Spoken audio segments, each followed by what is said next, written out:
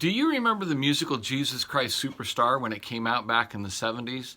I do, and there was much ado about it.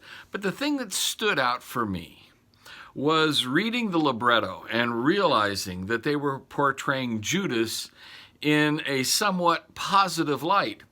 They cast him in the role of the misunderstood enthusiast. It was made to seem as though Judas only wanted to force Jesus' hand and make him come out of hiding.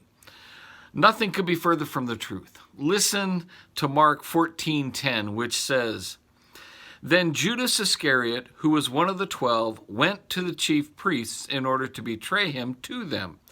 And when they heard it, they were glad and promised to give him money, and he sought an opportunity to betray him." I bring this up about Judas as we are in the Lenten season, and this was in our readings for today, and it behooves us to consider the darkness of Judas's part in the story of Jesus' death. Notice from the reading that there are three things that tell us of Judas's doings. Number one is he went. He went to the chief priests. Judas sought them out with the intention of betraying Jesus. It says nothing of Judas wanting to help the leaders overthrow the Romans by using Jesus' popularity with the crowds. No, by this point, it was well established that they wanted Jesus dead. And now with Judas, he takes this moment to betray Jesus to them so that Jesus would be put to death. Number two, he accepted their promise of money. This betrayal was not for any religious or political cause. It was simply for greed. It was personal gain. And then number three, he actively sought out a way to betray Jesus. This betrayal was not a moment of passion or a sudden inspiration to brilliance. No, this was a planned thing.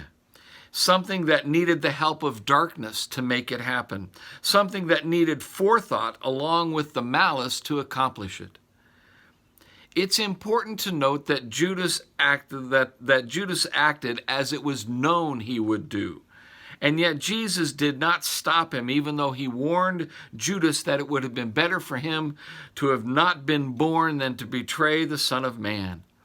Such a powerful image to evoke, and yet Judas was blinded by greed and malice and a desire to have Jesus done away with.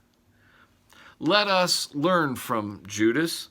Let us learn to hear Jesus' warning to turn from sin that draws us into its darkness and away from him. Learn that in Jesus we have life that cannot be had in any other way. Sin never leads to life. It only leads to death.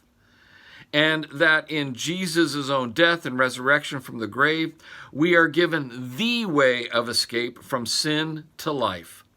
Let us learn to turn from the blindness and darkness of sin to the light of hope and the way of restoration that is found only in the light of Jesus Christ. God's peace in Christ be with you. Goodbye.